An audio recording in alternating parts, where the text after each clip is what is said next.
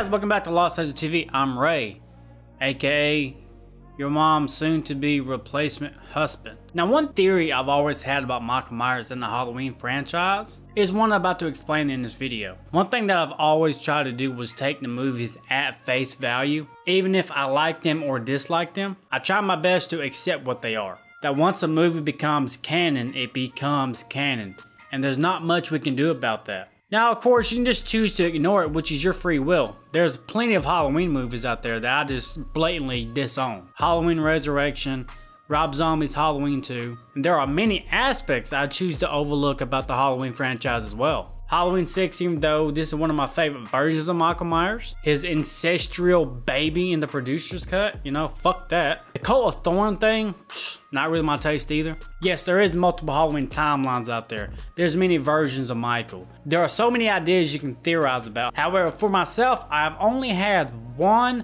argumentative theory about Michael Myers, and it has to do with his relationship with Dr. Loomis. Now, for this theory, I'm going to be sticking with movies 1 through 6. I'm going to be disregarding, at least for the sake of this video, Rob Zombie's version of Halloween. Speaking solely off of just Michael Myers and the great late Donald Pleasence. There are many instances where I thought that Michael Myers had the perfect opportunity to kill Dr. Loomis, but he did not. And just to get my theory out of the way, that Michael never wanted to kill Dr. Loomis. Dr. Loomis was not a threat. Michael Myers, being very mysterious as he is, I do feel like he had a motive. Whether you choose that to be, you know, killing his family or why he chooses to kill in general. Everything that he had planned out, he did not want Dr. Loomis to be in the picture. Now, here's the things that back my theory.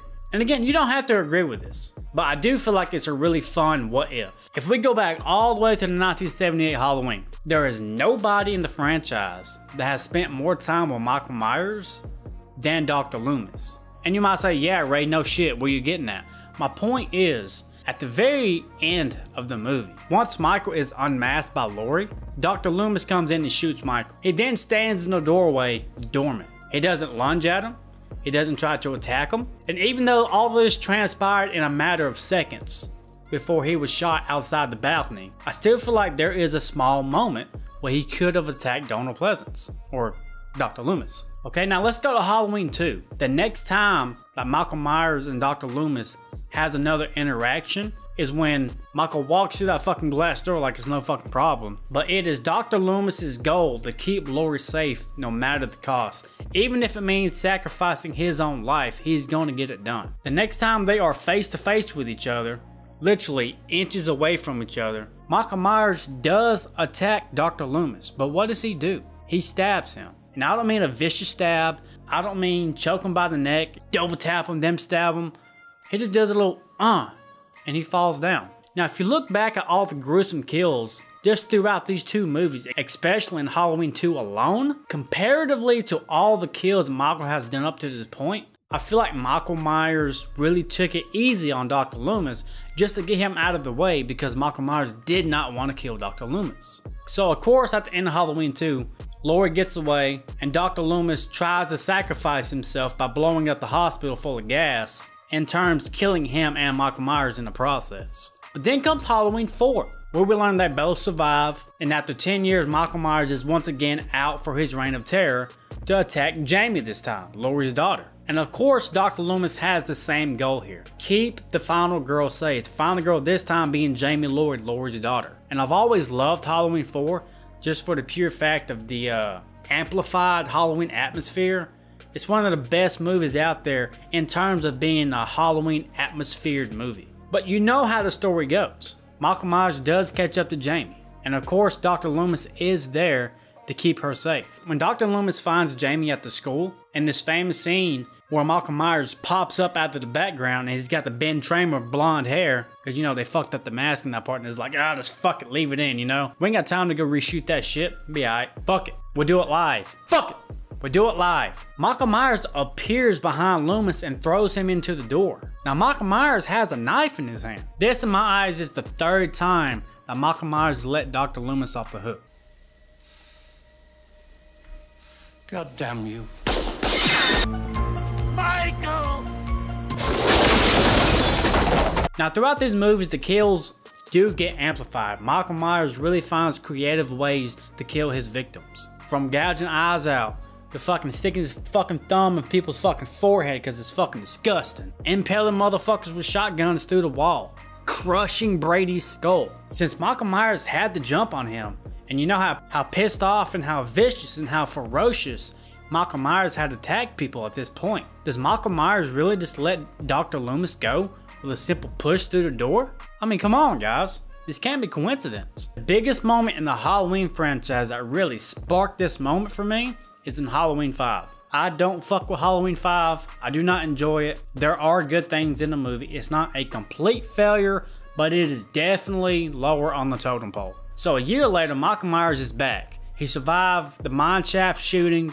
His fucking mask fucking transformed and he doesn't tuck it in no more. Dr. Loomis is there with Jamie again every step of the way, even though Dr. Loomis is a little bit more psychotic now. Tell me this. Tell me, is there any other person on the fucking planet that can go to the Myers house, see Michael, and sit there and talk to him face to face this fucking close, and Michael Myers just standing there like, yeah bro, you know what I'm saying? How is that, guys? This scene right here really adds fuel to the fire for my theory. And again, this video about this theory is really just for me trying to vent out because I never really actually talked to somebody about this. And I've always found this fascinating. Why does Michael Myers choose to let Dr. Loomis off so much? The only thing I can think of is that Michael Myers is comfortable around Dr. Loomis. Of course, Dr. Loomis is the only person he talked to for what, 15 years? And please understand, I'm not trying to paint Michael Myers in this soft-hearted kind of light bullshit. I'm not. Speaking of Halloween 5, fuck you for making fucking Michael Myers cry on camera like he was a little bitch. That's not what Michael Myers is, boy. Michael Myers is a fucking beast. And so, of course, Michael Myers gets caught by the fucking police after Dr. Loomis sets a trap and beats the fucking hell out of fucking Michael Myers with a 2x4.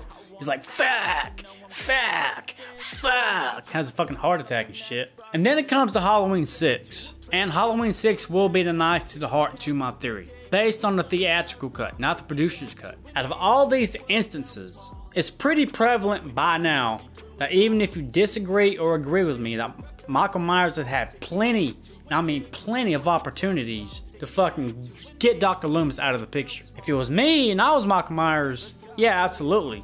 I have one person who has the balls who would go toe to toe with me time and time again until his mission is accomplished.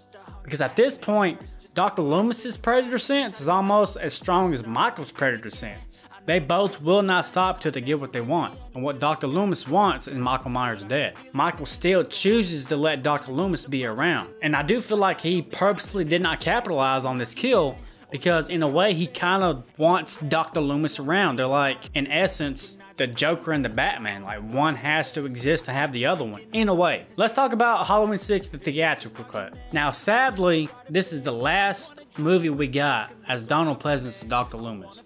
And this is the only movie with him and Michael do not share a scene together. And I feel like that was just a wasted opportunity because I feel like this was a really new invention of Dr. Loomis, especially on how he acted.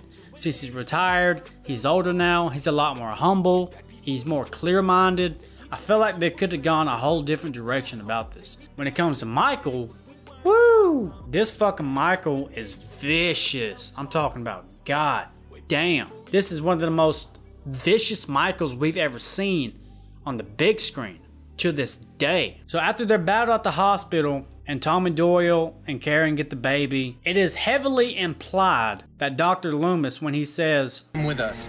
No, I have a little business to attend to here. He's gonna go back in and we hear him scream, heavily implying that Michael Myers has finally killed Dr. Loomis. But for those who have not seen the producer's cut, that is not what happened. What had happened was, we find out that Dr. Wynn was the bad guy, and Michael had swapped clothes with the man in black, being Dr. Wynn, the old switcheroo. And once Dr. Loomis unmasked Michael, it was actually Dr. Wynn. And Dr. Wynn had passed a coat of thorn onto Dr. Loomis, making Dr. Loomis the leader now. That's why he was screaming. And Halloween 6 in itself has one of the most brutal scenes in the entire franchise. When he goes into that fucking hospital and the fucking strobe lights are on. He grabs that big ass machete and he just makes a fucking massacre of everybody. Dr. Loomis was there roaming around. Dr. Loomis was unconscious for a while. I know Michael knew the ins and out of Smith's Grove Sanitarium. He was there for fucking 15 years. He knows that shit like the back of his hand. As much as I hate these fucking events that take place in this movie, Dr. Wendt and Michael was working together. I mean, the man was walking around like he owned the place. I can't help but think that Michael Myers kind of knew what was going on with Dr. Loomis at that time, or at least from all of these things transpiring over the years, or at least he was anticipating Dr. Loomis being there. That Michael Myers could have made the point to kill Dr. Loomis, not only in Smith's Grove at the end of the film, but also in the house when he was stalking Karen. But if you want 2 more entries just to further back this theory up, in Halloween H2O, whether you choose that movie to follow the Thorn timeline or not, it still works in both scenarios.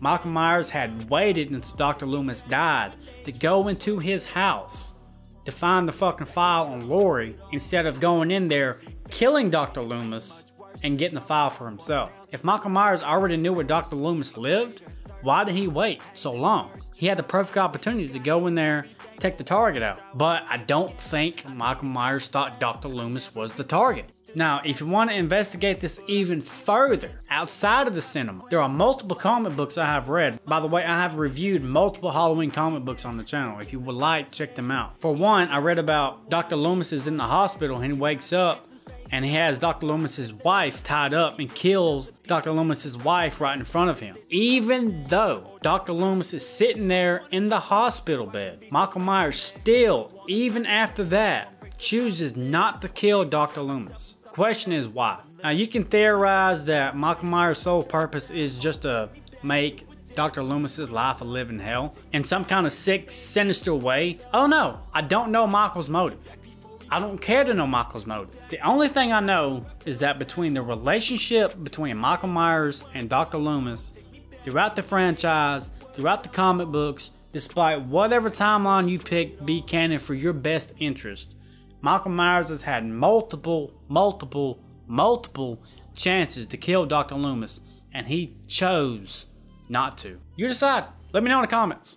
I just thought this was a fun video to put out because I've never actually took the time to break this theory down in detail like I just did, and I thought it was like a really compelling argument to have. But guys, that's gonna wrap this video up. I hope you had as much fun as I did breaking this shit down. And I know it's all theory, but you know, it's all fun and entertainment at the end of the day. I love you guys. Thank you so much for taking some time out of your day to kick it with me. I really do appreciate it. I love you all. Till next time, adios.